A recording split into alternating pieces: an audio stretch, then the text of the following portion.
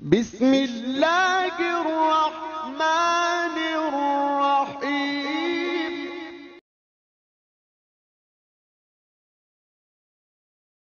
الحمد للہ وکفی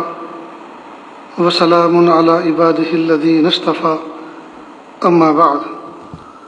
اعوذ باللہ من الشیطان الرجیم بسم اللہ الرحمن الرحیم قد افلح المؤمنون الذین هم فی صلاتهم خاشعون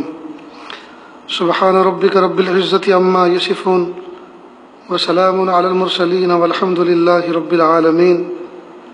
اللهم صل على سيدنا محمد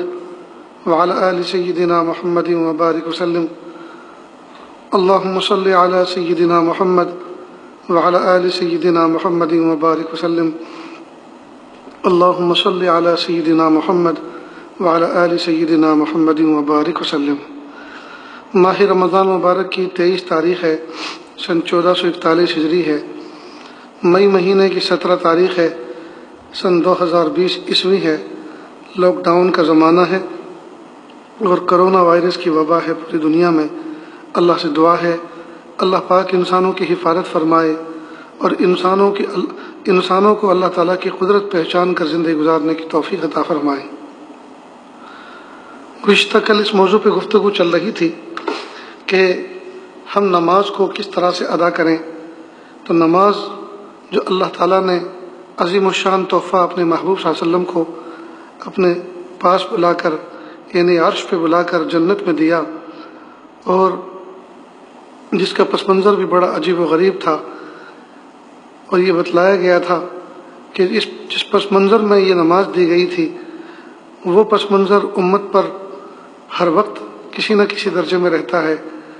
یعنی امت کا دل ٹوٹا رہتا ہے، امت مظلوم رہتی ہے، امت پریشان رہتی ہے۔ تو اسی پریشانی اور مظلومیت کے بعد اللہ پاک نے یہ تحفہ عطا فرمایا،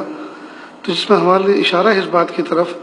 کہ اگر ہم اس نماز کو پڑھیں گے تو اللہ پاک ہمارے غموں کو دور فرمائیں گے، ہماری تکلیفوں کو دور فرمائیں گے اور ہمیں اپنا قرب خاص عطا فرمائیں گے۔ نیز کچھ باتیں وضو سے متعلق بھی کل کی گئی تھیں کہ وضو کیا چیز ہے، تو یہی سے بات آگے کرتے ہیں کہ نماز سے پہلے وضو کیا جاتا ہے، وضو کے بغیر نماز جائز نہیں۔ تو وضو کو ہم اناپ شناپ نہ کریں بلکہ اس کو عبادت سمجھ کر سلیقے کے ساتھ سنت کے اہتمام کے ساتھ انجام دیں، اس لیے کہ اسی وضو میں ہمارے بہت سارے صغیرہ گناہ بہہ جاتے ہیں، اعضائے وضو سے کیے ہوئے گناہ دھل جاتے ہیں۔ تو جس وضو سے اتنا بڑا فائدہ ہوتا ہو تو ظاہر ہے کہ اس کو ہمیں کتنا عظیم سمجھنا چاہیے۔ نیز مومن کو چاہیے کہ مومن باوضو رہا کرے۔ کل بھی یہ بات عرض کی گئی تھی کہ اللہ پاک نے ہمارے گھروں کے اندر ٹوائلٹ باتھ روم اس طرح کے بنائے ہیں کہ وہ اٹیچ ہوتے ہیں، اور اسی کی دیوار پر تقریباً باہر کوئی واش بیسن سنک بھی لگا رہتا ہے۔ تو اگر ہم اندر یا باہر آ کر وضو کر لیں استنجے کے بعد تو آدمی اکثر و بیشتر اوقات جو ہے گویا باوضو وقت گزارے گا۔ چھوٹے بچوں کو بھی اس کا عادی بنانا چاہیے کہ بچے جیسے استنجا کر کے آئیں فوراً ان کو کہو کہ بیٹا پیر پہ پانی بہاؤ، چھینٹیں آئی ہوں گی، ہاتھ دھو، اور اس کے بعد جو ہے وضو سے فارغ ہو جاؤ۔ تو وضو جو ہے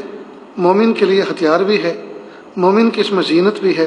اور مومن کے دل کا سکون بھی ہے۔ جو بندہ باوضو رہتا ہے اس کے دل میں خاص قسم کی طمانینت، خاص قسم کا سکون ہوتا ہے، اس کی طبیعت کی رغبت ہمیشہ طاعت کی طرف ہوتی ہے، عبادت کی طرف ہوتی ہے، اطاعت کی طرف ہوتی ہے۔ وہ وضو کر کے گناہ نہیں کرتا۔ لوگ باوضو کر کے فلم دیکھنے نہیں بیٹھتے، باوضو کر کے نعوذ باللہ زنا نہیں کرتے، باوضو کر کے وہ شراب نہیں پیتے، بلکہ دیکھا گیا ہے کہ باوضو ہو کر آدمی تلاوت کرتا ہے، باوضو ہو کر ذکر کرتا ہے، باوضو ہو کر سنجیدہ بات کرتا ہے، باوضو ہو کر سلیقے سے کتاب پڑھتا ہے۔ ہمیشہ وضو کے بعد آدمی کی طبیعت وہ نیکی کی طرف چلتی ہے۔ تو وضو کر کے ہمیشہ مومن کو رہنا چاہیے۔ نیز وضو کے درمیان میں ایک دعا بتائی گئی کہ بندہ اس کو پڑھے، اللہم اغفر لی ذنبی ووسع لی فی داری وبارک لی فی رزقی۔ کتنی بامانہ دعا ہے اور کتنی پیاری دعا ہے، اس کا مطلب سمجھ میں آ جائے تو دل خوش ہو جاتا ہے۔ بندہ وضو کے درمیان گویا دعا پڑھا، اللہم اغفر لی ذنبی، یا اللہ میرے گناہوں کی مغفرت فرما، ووسع لی فی داری، اور ووسع لی فی داری، اور میرے گھر میں وسعت عطا فرما، یعنی میرے گھر کو بڑا فرما، وبارک لی فی رزقی، اور میرے رزق میں برکت عطا فرما۔ کیا جوڑ ہے اس کا؟ وضو کرنے کے لیے بیٹھے ہیں، اور وضو اس لیے کیا جا رہا ہے تاکہ اس کے بعد نماز کے قابل ہو سکے، نماز پڑھی جا سکے۔ تو وضو کے درمیان جب دعا کر رہا ہے تو اس میں مانگ رہا ہے کہ اللہ میری مغفرت فرما۔ تو یہ تو بات سمجھ میں آتی ہے، یہاں تک تو کہ مناسبت بھی ہے کہ وضو نام ہے ظاہری اعضاء کو دھونے کا، اور ظاہری اعضاء کو پاک کرنے کا، اور ظاہری اعضاء سے مل کے میل کو دور کرنے کا۔ تو جب ظاہر کا میل دور ہو گیا تو بندہ اللہ سے کہہ رہا ہے پیارے اللہ، ظاہر کا میل تو میرے اختیار میں تھا، اس کو میں نے مل کے دور کر دیا، میں اپنے باطن کا میل کیسے دور کروں جو گناہوں کی وجہ سے ہو گیا ہے؟ یا اللہ اللہم اغفر لی ذنبی، یا اللہ میری گناہوں کے میل کو دور فرما، میرے باطن کو آپ پاک فرما۔ تو وضو سے بالکل مناسب ہے یہ۔ لیکن آگے فرمائے ووسع لی فی داری، اور میرے گھر میں وسعت عطا فرما۔ اب یہ سمجھ میں نہیں آتا کہ وضو کے وقت وضو جو مناسب ہے نماز کے، تو وضو کے اندر آدمی ظاہری طہارت اور پاکی اور صفائی حاصل کر رہا ہے، اور باطن کی صفائی بھی اللہ سے مانگ رہا ہے گناہ کی معافی کے ذریعے سے، لیکن ایک دم سے اس پر کیسے آ گیا کہ میرے گھر میں برکت عطا فرما، گھر کو وسیع فرما؟ اس وقت تو یوں کہتا کہ پیارے اللہ وضو کے بعد میں نماز پڑھوں گا تو نماز میں سلیقے سے ساتھ قرات کروں، اس میں کوئی غلطی نہ ہو، میں لمبی نماز پڑھوں اور سکون کے ساتھ پڑھوں، یہ مانگنا چاہیے تھا۔ لیکن فرمایا جا رہا ہے کہ اللہ میرے گھر میں وسعت عطا فرما۔ تو اس میں بزرگوں نے مناسبت ہی بیان فرمائی کہ جب آدمی ظاہر میں بھی پاک ہوگا، صاف ہوگا، اور باطن میں بھی گناہ معاف ہو چکے ہوں گے، اور اللہ کا نتیجتاً اللہ کا نور اس کے چہرے پر ظاہر ہو چکا ہوگا، تو اب ہر آدمی اس سے ملنا پسند کرے گا، اس کے گھر آنا پسند کرے گا۔ تو گھر بڑا ہوگا، بیٹھنے کی جگہ ہوگی، تبھی تو لہٰذا یہ مانگا جا رہا ہے اللہ میرا گھر وسیع فرما۔ اور جب گھر بھی وسیع ہے، چہرے پہ نور بھی ہے، اور کھلانے پلانے کو کچھ نہ ہو تو کہیں گے کہ بس یہ دیکھنے میں تو بہت اچھا ہے، ویسے بالکل روکھا آدمی ہے، بالکل خشک آدمی ہے۔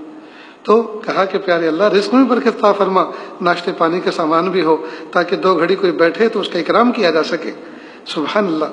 واہ میرے پیارے محبوب صلی اللہ علیہ وسلم، آپ نے کیا اپنی امت کو سجایا ہے اور کیا سمجھایا ہے، اور کیا مانگنے کا سلیقہ عطا فرمایا۔ واقعی ہمیں تو یہ بھی نہیں آتا تھا، آپ نے ہم پر کیسے کیسے احسان فرمائے۔ میرے پیارے رب پوری امت کی طرف سے محبوب صلی اللہ علیہ وسلم کو بہترین بدلہ عطا فرمائیے۔ تو یہ تو وضو کے درمیان حضرت والا ہردوئی رحمۃ اللہ علیہ اپنے متعلقین کو جن کے پاس گھر نہیں ہوتا تھا یا تنگی کا شکار ہوتے تھے فرماتے تھے ہر وضو کو دھوتے ہوئے آپ اس دعا کو پڑھا کریں، انشاءاللہ بہت جلدی انتظام ہو جائے گا۔ اور ہمارا تجربہ ہے کہ جن لوگوں نے اس دعا کا اہتمام کیا ہے اللہ پاک نے ان کے گھر کے بہت جلد انتظام فرما دیے۔ پھر وضو کے بعد ایک دعا اور بتلائی، اللہم اجعلنی من التوابین وجعلنی من اشہد ان لا الہ الا اللہ واشہد ان محمدا عبدہ ورسولہ، اللہم اجعلنی من التوابین وجعلنی من المتطہرین وجعلنی من عبادک الصالحین۔ یہ دعا بھی گویا وضو کے بعد اپنے باطن کا وضو کرنے کے لیے دعا ہے، یعنی ظاہر کا وضو تو طہارت و صفائی حاصل ہو گئی ہے، لیکن باطن کا وضو کیسے کریں؟ تو باطن کے وضو کے لیے یہ دعا تلقین فرمائی گئی کہ اس دعا کو پڑھ لیں تو اس سے باطن کا وضو ہو جائے گا، ظاہر میں بھی صاف ہو گئے اور باطن میں بھی صاف ہو گئے۔ ایک بزرگ تھے، وہ اپنے گھر سے وضو کر کے مسجد کی طرف چلے۔ ہاں دوستو، مسجد میں نماز پڑھنے والے اس کا اہتمام کریں کہ اپنے گھر سے وضو کر کے چلا کریں۔ جو بندہ اپنے گھر سے وضو کر کے مسجد کی طرف چلتا ہے وہ ایسا ہی ہے جیسے کوئی بندہ اپنے گھر سے احرام پہن کر حج کو چلے، حج پر روانہ ہو۔ اب وضو کر کے جیسے وہ گھر سے باہر نکلے تو سڑک پر کوئی عورت جاری تھی، غیر اختیاری طور پر اس پر نظر پڑ گئی، اور غیر اختیاری طور پر جو نظر پڑتی ہے، نظر پڑتے جو ہٹا لی جاتی ہے وہ تو معاف کے درجے میں ہے۔ لیکن بزرگ نے فوراً کہا بڑا افسوس کیا اور کہا ظاہر کا وضو کر کے چلا تھا اور باطن کا وضو تو ٹوٹ گیا، یعنی جب ایک عورت پہ نظر پڑ گئی تو اندر کا جو تقویٰ تھا، اندر کا جو ایک کیفیت تھی وہ تو ٹوٹ گئی، وہ تو ختم ہو گئی، باطن کا وضو تو ٹوٹ گیا، اب ظاہر کے وضو سے اپنے رب کو کیا راضی کر پائے گا؟ چنانچہ پھر واپس گھر گئے، پھر سکون کے ساتھ وضو کیا، پھر توبہ استغفار کیا، اور اس کے بعد نیچے نظر کر کے مسجد میں گئے، سلام پھیرا، اور سلام پھیرا تو اللہ پاک نے الہام فرمایا کہ میرے بندے، ہم نے تمہاری نماز کو قبول کر لیا۔ تو ظاہر میں تو ہم وضو کر لیتے ہیں، لیکن اس کا اہتمام نہیں کرتے کہ ہمارے باطن کا وضو تو اکثر ٹوٹا رہتا ہے، لہذا ہم ظاہر کے وضو کے ساتھ ساتھ باطن کے وضو کو کرنے کا بھی اہتمام کریں۔ اب جب وضو کر لیا، وضو کے بعد اب مسجد کی طرف جانا ہے، مرد حضرات کو مسجد کی طرف جانا ہوتا ہے، تو ایک تو وہ نگاہوں کی حفاظت کرے تاکہ باطن کا وضو ٹوٹنے نہ پائے، اور ذکر و اذکار کرتے ہوئے، راستے کا حق ادا کرتے ہوئے ایک طرف چلیں اور مسجد میں پہنچیں، اور دل ہی دل کے اندر ہی اندر اللہ سے یہ بات کرتے چلیں، پیارے اللہ، آپ کے بلاوے پر میں آپ کے گھر کی طرف آ رہا ہوں، میری یہ کیا مجال، میری یہ کیا بساط کہ میں جو ہے اپنے سے آپ کے گھر کی طرف چلا جاؤں۔ اللہ جی آپ نے بلایا ہے، آپ نے میرے دل کے اندر تقاضا پیدا فرمایا، تبھی تو میں آپ کے گھر کی طرف آ رہا ہوں۔ لاکھوں لوگوں نے اذان سنی، لاکھوں لوگوں کو محسوس ہوا کہ اذان کا نماز کا وقت ہو چکا، لیکن لوگ اپنے اپنے کاموں میں مشغول ہیں، کسی کے کان پر جو نہیں رہیں گی کہ وہ بھی مسجد کی طرف آئے۔ میرے پیارے اللہ، آپ نے مجھے توفیق خاص عطا فرمائی، میں آپ کے گھر کی طرف آ رہا ہوں، تو میرے پیارے اللہ، میں آپ کے اس احسان پر شکر ادا کرتا ہوں جو آپ نے مجھے مسجد کی طرف بلایا۔ دوسرا یہ، پیارے اللہ، میں آپ کے گھر کی طرف آ رہا ہوں، آپ کے گھر دنیا میں دیکھا گیا کہ دنیا کے امیر و کبیر کے گھر پر کوئی جاتا ہے اور ان کا کوئی مہمان ان کے بلانے پر پہنچتا ہے تو وہ خالی ہاتھ نہیں لوٹاتے، بلکہ جب واپس جاتے ہیں، واپس لوٹتے ہیں، رخصت ہوتے ہیں، تو ہاتھ بھی تحفوں سے لدے ہوئے ہوتے ہیں، جیب بھی جو ہے دولت سے بھری ہوئی ہوتی ہے، اور دل بھی خوشیوں سے بھرا ہوا ہوتا ہے۔ میرے پیارے اللہ، میں ٹوٹے ہوئے دل کے ساتھ، بہت ساری تکلیفوں کے ساتھ، بہت ساری حاجتوں کے ساتھ آپ کے گھر میں آ رہا ہوں۔ میرے پیارے اللہ، آپ میری حاجت برائی فرما دیجئے، اللہ میری تمناؤں کو پورا فرما دیجئے، میرے دل کو خوش کر دیجئے، اور دنیا اور آخرت کی نعمتوں سے مجھے نواز دیجئے۔ اس طرح سے دعا کرتے کرتے آئے، پھر مسجد کے دروازے پر پہنچے تو اپنے دل کے اندر مسجد کی عظمت پیدا کرے، یہ میرے رب کا گھر ہے، یہ میرے رب کا دربار ہے۔ بعض صحابہ کرام مسجدوں میں تشریف لاتے تھے تو ان کا رنگ فخ پڑ جایا کرتا تھا، یعنی ایک ایسا رعب ان پہ طاری ہوتا تھا کہ میرے کریم رب کا دربار ہے۔ سلیقے سے جوتی چپل ایک طرف نکالیں، دایاں پیر مسجد میں داخل کریں، دعا پڑھیں، اعتکاف کی نیت کریں، اور اگر وقت میں گنجائش ہے اور کوشش کریں کہ جماعت کے وقت میں پہلے سے گنجائش لے کر چلیں، تحیۃ الوضو، تحیۃ المسجد پڑھیں، اور نماز سے پہلے جو نفل اور سنتیں ہیں اگر اس کا موقع ہے تو وہ پڑھیں۔ تو اس سے کیا ہوگا، اتنا سب جب آپ اہتمام کریں گے تو وہ توجہ اور وہ انتشار جو ذہن کے اندر تھا وہ سارا کا سارا سکون سے بدل جائے گا، اور وہ جو تخیلات کی پروازیں جو ہو رہی تھیں وہ ساری کی ساری لینڈ کر جائیں گے، آپ جو ہے زمین پر، دھرتی پر آ جائیں گے، اور سکون کے ساتھ قبلہ رخ ہو کر ذکر و اذکار میں مصروف ہو جائیں۔ جب نماز کا وقت ہو، یعنی فرض نماز کے لیے تکبیر ہو،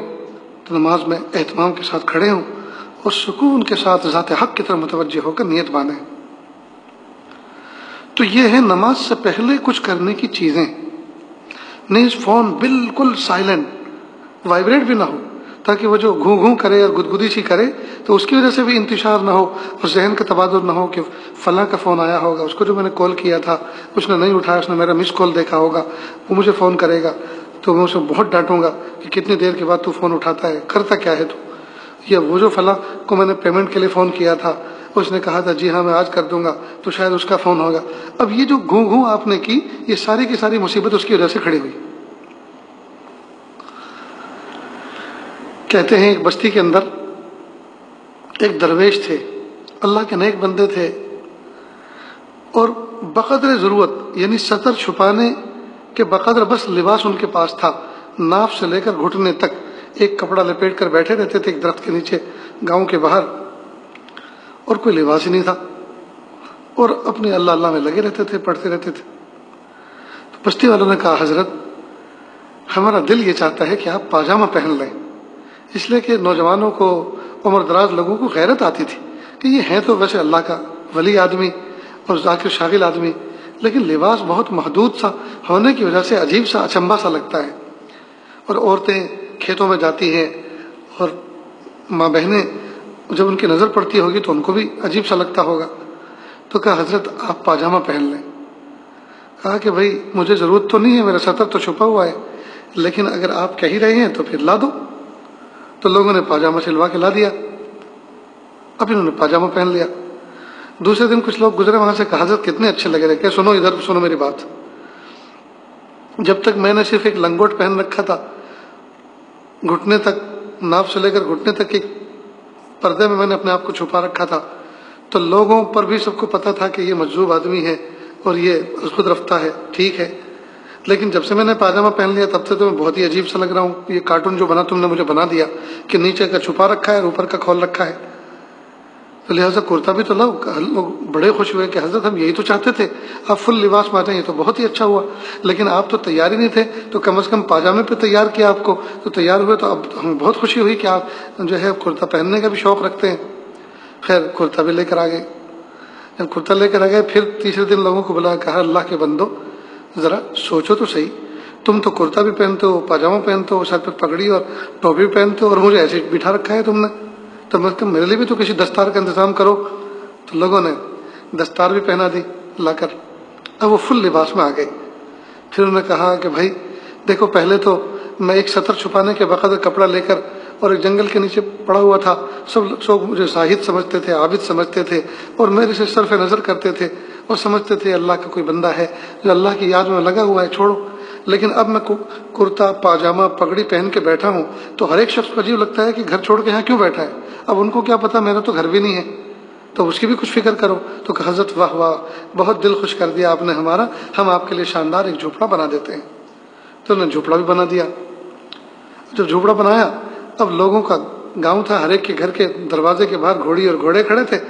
تو انہوں نے کہا کہ بھائی مجھے بھی تو کہیں سفر پہ جانا کا شوق ہوتا ہے، جانا پڑتا ہے، تو میں کیسے جاؤں گا، تم سب کے سب تو گھوڑے پر اور گھوڑی پہ سوار ہو اور میں پیدل چلتا جاؤں، تمہیں شرم نہیں آتی؟ تو لوگوں نے دروازے پہ گھوڑا بھی کھڑا کر دیا۔ پھر کہا کہ بھائی سنو، ہر آدمی اپنے گھر کے اندر اپنے بیوی بچوں کے ساتھ سکون کے ساتھ رہ رہا ہے،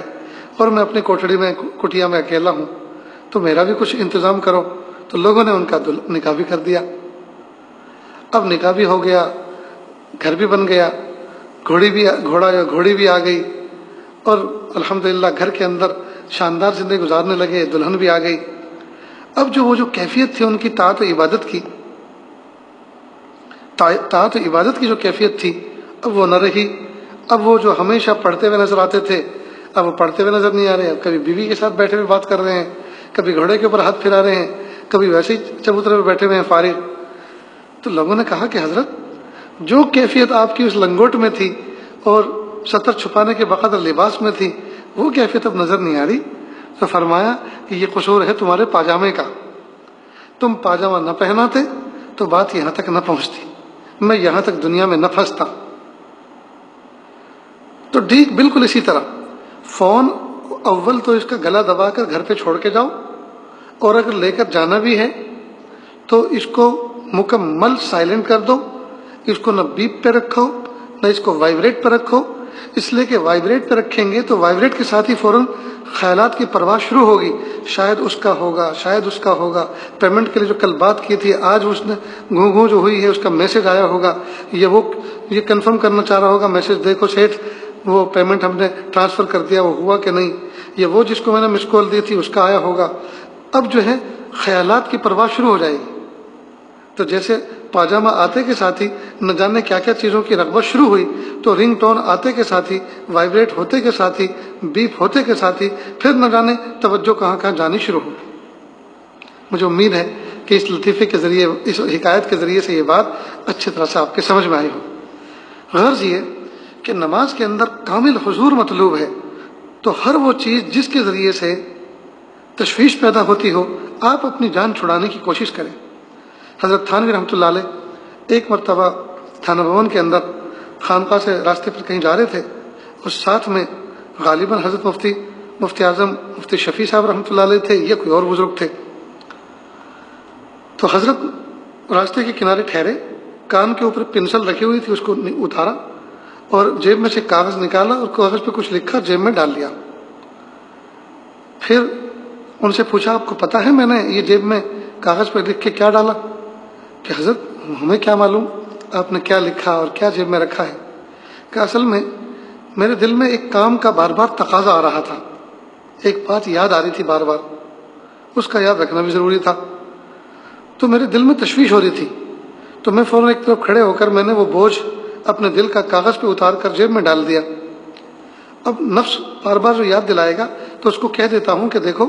فکر مت کرو، وہ کام میں نے لکھ کے اپنے جیب میں رکھ رکھا ہے، نکال کے دیکھ لوں گا، اس کام کو انجام دے دوں گا. تو کہا کہ دل کا بوجھ میں نے کاغذ پہ ڈال دیا.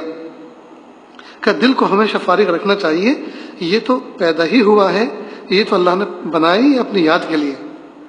تو ہم جو دنیا بھر کے تشویشات اور دنیا بھر کے ٹینشن اور دل کو جو ہمیشہ بوجھل اور لوڈڈ رکھتے ہیں، اس کو فارغ رکھنے کا بہت آسان طریقہ یہ ہے کہ ہم قلم اور کاغذ ڈائری جیب میں ضرور رکھا کریں اور اپنی باتوں کو کاغذ پہ لکھ لیا کریں. لیکن افسوس کی بات ہے کہ 100 میں 80 لوگ وہ ہیں جو اپنی جیب میں قلم اور کاغذ نہیں رکھتے. فون کو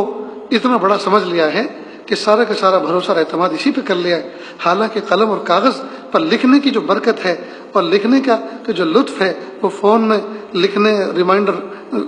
پر لکھنے پر کا وہ لطف اور وہ مزہ نہیں ہے. یہ آج جب دارالعلوم فراح دارین کے اندر پڑھا کرتا تھا تو اس زمانے کے جو محتم صاحب تھے وہ اس عاجز کو بہت سے کام سپرد کرتے تھے. مثال کے طور پر اعلان کرنا بچوں کے اندر کہ کسی بھی نماز کے بعد بچے سارے کے سارے مسجد میں جمع ہوتے ہیں تو کوئی اہتمام کی طرف سے کوئی ہدایت ہوتی، کوئی اعلان ہوتا، کوئی تنبیہ ہوتی تو وہ اعلان کے ذریعے سے کی جاتی تھی اور اس عاجز کا انتخاب کیا جاتا تھا کہ ذرا یہ اعلان کر دینا. تو شروع میں اس عاجز کو بڑی تشویش ہوتی تھی. تو حضرت مولانا ابرار احمد صاحب دھلیوی رحمۃ اللہ علیہ جو ہمارے مربی تھے، ہمارے استاذ تھے، اللہ تعالیٰ ان کی قبر کو نور سے منور فرمائے، ان سے ایک مرتبہ اس عاجز نے کہا کہ حضرت میری تو پوری نماز جو ہے اعلان بن جاتی ہے، اس لیے کہ نماز کے بعد جو اعلان ہوتا ہے اس کا مضمون سوچنا پڑتا ہے. تو حضرت بہت مسکرائے اور پھر فرمایا کہ ہاں ایسا ہی ہوتا ہے، اس لیے بہتر یہ ہے کہ آپ کاغذ پر لکھ کر جیب میں ڈال لیا کریں،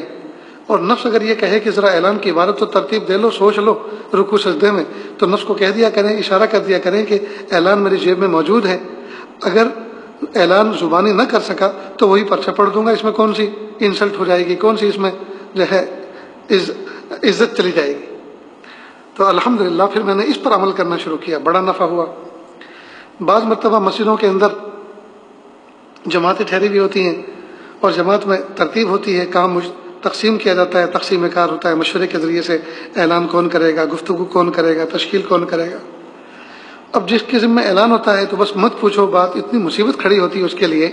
کہ وہ پوری نماز اس کی اعلان بن جاتی ہے. رکوع میں بھی تسبیح کی جگہ اعلان ہوتا ہے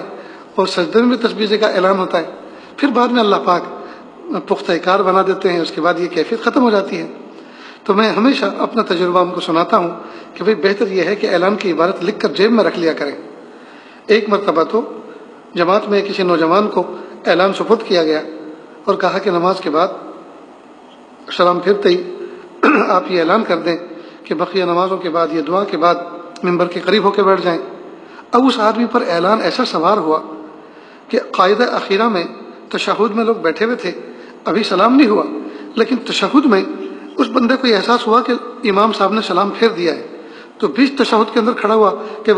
بھائی دوستو بزرگوں جماعت آئی ہوئی ہے، دعا کے بعد سارے کے سارے لوگ ممبر کے قریب ہو کے بیٹھے. اب نہ جانے کتنے لوگوں کی ہنسی چھوٹ گئی، نماز خراب ہو گئی، وضو بھی ٹوٹ گیا. ہوتا ہے اچھے لوگ جو ہیں جب ان کے ذمے کوئی کام آتا ہے تو گھبرا جاتے ہیں، کانپ جاتے ہیں. تو اللہ تعالیٰ ہمارے اکابر مشائخ کو جزائے خیر عطا فرمائے کہ انہوں نے ہماری کیسی تربیت فرمائی ہے کہ دیکھو اگر اس طرح کا معاملہ ہو اور اس طرح کی سچویشن ہو تو آپ اعلانات کو اور اپنے کاموں کو کاغذ پر اس طرح سے لکھ کے رکھ سکتے ہیں. تو مردوں کو بھی چاہیے، عورتوں کو بھی چاہیے کہ اپنے دل کو وہ ہمیشہ فارغ رکھیں اور دل کو اللہ پاک کی یاد سے بھر کے رکھیں. اپنی یاد دل میں اللہ تعالیٰ کی یاد کو سما کے رکھیں، اس لیے کہ اللہ پاک نے دل بنایا ہی اپنے لیے، یہ دل ہے ہی اللہ کی ذات کے لیے، اللہ کی یاد کے لیے۔ لہٰذا ہم دنیا بھر کے اس میں ٹینشن پال کے رکھتے ہیں، دنیا بھر کی فکریں افکار اس میں رکھتے ہیں، ہرگز نہیں۔ بالکل آسان سا سمپل سا اصول ہے کہ آپ ایک کاغذ رکھیں، ڈائری بنا کے رکھیں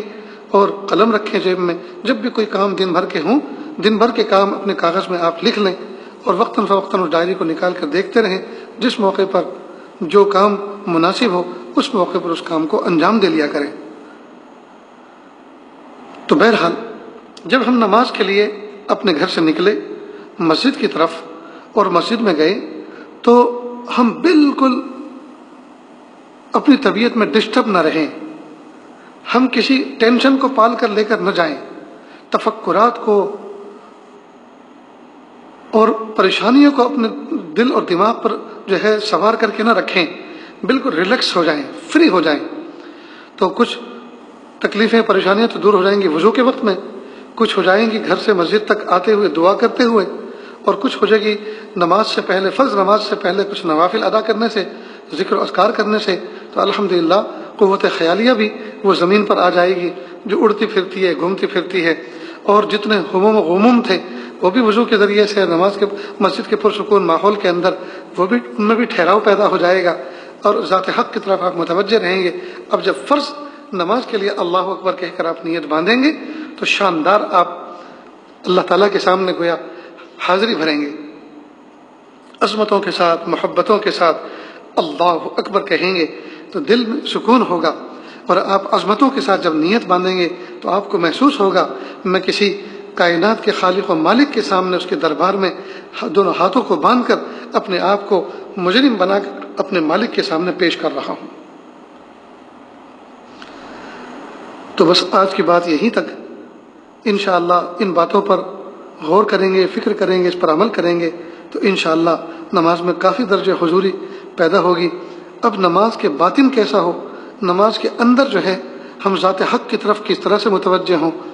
تو انشاءاللہ اس کے بارے میں آئندہ کل بات کریں گے۔ اللہ رب العزت ہمیں بہت اچھی نماز پڑھنے والا بنا دے، اور اللہ رب العزت کہنے سننے سے زیادہ عمل کی توفیق عطا فرمائے۔ وآخر دعوانا ان الحمد للہ رب العالمین۔ بسم اللہ الرحمن الرحیم۔ اللہم صلی علی سیدنا محمد وعلی آل سیدنا محمد وبارک وسلم۔ لا احصی ثناء علیک انت کما اثنیت علی نفسک رب اغفر وارحم وانت خیر الراحمین۔ میرے پیارے رب، میرے سوہنے رب، میرے اچھے رب، یہ ہاتھ اٹھائے جانے کے قابل نہیں اور یہ زبان کو سوال کرنے کے قابل نہیں۔ آپ سے نہ مانگے تو کس سے مانگیں، آپ سے سوال نہ کریں تو کس سے سوال کریں۔ ایک کمزور ایک قوی کے دروازے پر، ایک سائل ایک سخی کے دروازے پر، ایک محتاج ایک غنی کے دروازے پر حاضر ہے۔ میرے پیارے رب، زمانہ ہو گیا سجدے میں ٹکر مارنے کے سوا کچھ نہ ملا۔ میرے پیارے رب، سجدوں کی حقیقت عطا فرما، رکوع کی حقیقت عطا فرما، تلاوت کی حلاوت عطا فرما، ذکر کی لذت عطا فرما۔ میرے پیارے رب، ہم نیت باندھیں، ما سوا سے ہم غافل ہو جائیں، ذات حق کی طرف متوجہ ہو جائیں۔ یا اللہ، ہم نیت باندھیں تو اللہ اکبر سے لے کر السلام علیکم ورحمۃ اللہ تک، میرے پیارے اللہ، ایک نماز تو ایسی زندگی میں ہو کہ جس میں ہم اللہ اکبر کہہ کر نیت باندھتے کے ساتھ ہی آنسوؤں کی برسات رم جھم شروع ہو جائے، ہمارا مصلی تر بتر ہو جائے ہمارے آنسوؤں سے اور ہماری ہچکی بن جائیں۔ میرے پیارے رب، کوئی ایک نماز تو ہماری زندگی میں ایسی ہو کہ اللہ ہماری نماز میں تخیلات ہوتے ہیں، تفکرات ہوتے ہیں، اور نہ جانے کیا کیا چیزیں یاد آتی ہیں، کیا کیا کام کی ہم پلاننگ کرتے ہیں۔ میرے پیارے اللہ، ہماری نماز تو بازار بن گیا ہے، ہماری نماز تو کاروبار بن گیا ہے، ہماری نماز تو یا اللہ دنیا کے جھمیلے بن کر رہ گئی ہے۔ میرے پیارے اللہ، حضوری والی نماز عطا فرما دیجیے، اللہ حضوری والے رکوع سجدے عطا فرما دیجیے، حضوری والا قیام و تشہد عطا فرما دیجیے۔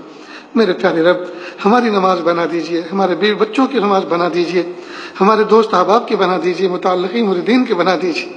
میرے پیارے رب، ہماری نماز اچھی بنا دیجیے، ہمیں اچھی نماز پڑھنے والا بنا دیجیے۔ اللہ، ہم غفلتوں کے ساتھ نماز پڑھتے ہیں، یا اللہ غفلتوں کے ساتھ نماز پڑھتے ہیں، نماز میں ہمارے سارے کام ہوتے ہیں لیکن نماز ہی نہیں ہوتی۔ نماز میں سب کچھ یاد آتا ہے، دوست احباب بھی یاد آتے ہیں، لطیفے کثیفے بھی یاد آتے ہیں، کاروبار بھی یاد آتا ہے، اور دنیا بھر کے دھندے یاد آتے ہیں، یاد نہیں آتا تو آپ ہی کی ذات یاد نہیں آتی، یاد نہیں آتا تو یہی یاد نہیں رہتا میں اللہ کے دربار میں کھڑا ہوں، یاد نہیں رہتا تو یہی یاد نہیں رہتا کہ میں مسجد کے اندر کھڑا ہوں۔ میرے پیارے رب، حضوری والی نماز کب نصیب ہوگی؟ اللہ جی حضوری والی نماز عطا فرما دیجئے، اللہ جی حضوری والی نماز عطا فرما دیجئے، اللہ سکون کی 2 رکعتیں پڑھنے کی روزانہ توفیق عطا فرما دیجئے، میرے پیارے اللہ باوضو رہنے کی توفیق عطا فرما دیجئے، وضو کی حقیقت کو دل میں اتار دیجئے، یا اللہ وضو کی عبادت سے لطف اندوز ہونے کی توفیق عطا فرما دیجئے، میرے پیارے اللہ نفس و شیطان کے دھوکوں سے ہمیں بچا لیجئے، یا اللہ پوری دنیا میں آگ لگی ہوئی ہے،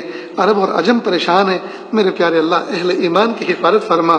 یا اللہ جو وبا پھیلی ہوئی ہے یا اللہ پوری انسانیت کی حفاظت فرما، اور انسانوں کو میرے پیارے اللہ اپنی معرفت عطا فرما، یا اللہ ابھی بھی انسانوں کا تکبر ابھی ٹوٹا نہیں ہے، ابھی بھی ظالموں کا ظلم جاری ہے، ابھی بھی اہل ایمان کے ساتھ نفرت ان کی باقی ہے، میرے پیارے رب سمجھ دے دیجئے، سمجھ دے دیجئے، سمجھ دے دیجئے، وہ آپ کی طرف رجوع کرنے والے بنے، اور پیارے اللہ اگر ان کے دل پتھر کے سل بن چکے ہیں اور ان کے دلوں پر مہر لگ چکی ہے تو میرے پیارے رب آپ سے درخواست ہے، اس مبارک وقت میں مبارک گھڑی میں درخواست ہے، ظالموں سے اس دھرتی کو پاک کر دیجئے، اس دھرتی کے بوجھ کو ہٹا دیجئے، اس دھرتی کے بوجھ کو اٹھا دیجئے، میرے پیارے اللہ قوم عاد و سمود کی طرح ان کو نیست و نابود کر دیجئے، میرے پیارے اللہ اہل ایمان کے ایمان میں اضافہ فرما، ان کے تقوی میں اضافہ فرما، ان کی توجہ میں اضافہ فرما، میرے پیارے اللہ آپ کی عظمت کے ساتھ زندگی گزارنے کی توفیق عطا فرما، آپ کی بڑائی کے ساتھ زندگی گزارنے کی توفیق عطا فرما، پیارے اللہ تقوی کے ساتھ زندگی گزارنے کی توفیق عطا فرما، میرے پیارے اللہ ہر گھر کے اندر بیمار ہیں ان کو شفا عطا فرما، ہر گھر کے اندر پریشانیاں ہیں اللہ قرضوں میں ڈوبے ہوئے ہیں، معصیت میں جکڑے ہوئے ہیں اللہ عافیت کے ساتھ نجات عطا فرما، شفا عطا فرما، میرے پیارے اللہ 2 مہینے سے زائد ہو گیا، لوگ اپنے گھروں کے اندر میرے پیارے اللہ فارغ بیٹھے ہوئے ہیں، کوئی کام نہیں ہے، صبح کو گھر سے نکل کر شام کو کما کر لے کے آنے والے اللہ نہ جانے کیسے کیسے زندگی گزار رہے ہیں، میرے پیارے رب، میرے سونے رب، میرے اچھے رب، آپ نے تو فرمایا کہ ہم بندوں کو اتنا نہیں آزماتے لا یکلف اللہ نفسا الا وسعہا کہ وہ اس کو سہا نہ سکیں، لیکن میرے پیارے اللہ اب تو کچھ زیادہ ہی ہونے لگا ہے، اللہ جی اب تو سہار سے ذرا مشکل ہونے لگا ہے، میرے پیارے اللہ عافیت کے ساتھ یا اللہ ہماری عید گزار دیجئے، عافیت کے ساتھ رمضان گزار دیجئے، اور یا اللہ سکون جو ہے قائم فرما دیجئے، عافیت کے ساتھ سکون قائم فرما دیجئے، عافیت کے ساتھ آزادی کے ساتھ یا اللہ سارے کاروبار بندوں کے شروع ہو جائیں، سارے کاروبار بندوں کے جاری ہو جائیں، یا اللہ ہم آپ سے ایسی بھیک مانگتے ہیں، یا اللہ ایسی ہم آپ سے توفیق مانگتے ہیں، میرے پیارے اللہ رحم کا معاملہ فرما، عافیت کا معاملہ فرما، ہماری مسجدوں کو کھول دیجئے، میرے پیارے اللہ یا اللہ آپ کے وہ گھر جہاں بندے یا اللہ اپنی جبین نیاز کو آپ کے سامنے جھکاتے ہیں اور آنسوؤں کا نذرانہ پیش کرتے ہیں اور 2 ہاتھوں کا پیالہ بنا کر آپ سے بھیک مانگتے ہیں، یا اللہ وہ گھر سونے پڑے ہیں، میرے پیارے اللہ کھول دیجئے، اللہ کھول دیجئے پیارے اللہ، کھول دیجئے پیارے اللہ، جو لوگ مسافروں کی ٹرینوں کو بھیج رہے ہیں، جو لوگ شراب خانوں کو اجازت دے رہے ہیں، حالانکہ مسافر ٹرینوں کے اندر 4-4 5-5 گھنٹے بلکہ 2-2 اور 3-3 دن تک کے لیے مسافر آپس میں بیٹھ کر سینکڑوں کی اور ہزاروں کی تعداد میں جا رہے ہیں، پیارے اللہ ان کو یہ فہم دے دیجئے جب مسافروں کو ہزاروں کی تعداد میں ایک ساتھ بٹھا کر آپ بھیج سکتے ہو اور سفر میں ایک ڈبے کے اندر ایک بس میں روانہ کر سکتے ہو، تو مسجدوں کے اندر اگر بندوں کے اوپر ضابطے لاگو کریں کہ وہ تھوڑے فاصلے کے ساتھ بیٹھیں تو کیا 10 منٹ کے لیے مسجد نہیں کھولی جا سکتی کہ مسجد میں نماز پڑھ کر لوگ اپنے گھروں پر جائیں؟ کہ اللہ یہ فہم ان کو دے دیجئے، کہ اللہ یہ سمجھ ان کو عطا فرما دیجئے، یہ ساری دنیا جانتی ہے یہ آسمانی مصیبت ہے، یہ آسمانی بلا ہے، جب ساری دنیا اس کو جانتی ہے تو دنیا والوں کی فہم کہاں چلے گئی؟ وہ آسمان والے کو راضی کرنے کی کوشش کیوں نہیں کر رہے؟ اور ساری دنیا کو پتا ہے، سارے مذاہب والوں کو پتا ہے کہ شراب پینا، نشہ کرنا، عقل کو خراب کرنا یہ مالک کے نزدیک بری چیز ہے، کسی بھی مذہب میں اس کو محبت کی نظر سے نہیں دیکھا جاتا، سارے اس کو بری نظر سے دیکھتے ہیں، لیکن میرے پیارے اللہ کیا یوگ کرنے والے اور کیا جوک کرنے والے سب نے شرابوں کو الاؤ کر دیا اور جائز قرار دے دیا، ان کی دکانوں پہ لائن لگوا دی، لیکن آسمانی مصیبت کو دور کرنا جس رب کی بس کی بات ہے اس رب کے گھر کے کھولنے کا کوئی نام نہیں لیتا، بلکہ اذانوں تک پہ پابند دلانے کی بات کر رہے ہیں۔ میرے پیارے اللہ ان کو فہم دے دیجئے، اللہ ان کو سمجھ دے دیجئے، اور اللہ اگر ان کی فہم اور سمجھ معاف ہو چکی ہے اور دل پہ پتھر کی سل پڑ چکی ہے اور دل پتھر کی سل بن چکا ہے اور دل پر مہر لگ چکی ہے، ہیں۔ میرے پیارے اللہ بس آپ نمٹ لیجئے۔ اللہم انا نجعلک فی نحورہم ونعوذ بک من شرورہم، یا اللہ ہم آپ ہی کو ان کے سامنے پیش کرتے ہیں، یا اللہ آپ ان سے نمٹ لیجئے، اللہ آپ ان سے نمٹ لیجئے، یا اللہ مہربانی کا معاملہ فرما، امت کو عزت رفتہ عطا فرما، عظمت رفتہ عطا فرما، شان رفتہ عطا فرما، شوکت رفتہ عطا فرما، خلافت رفتہ عطا فرما۔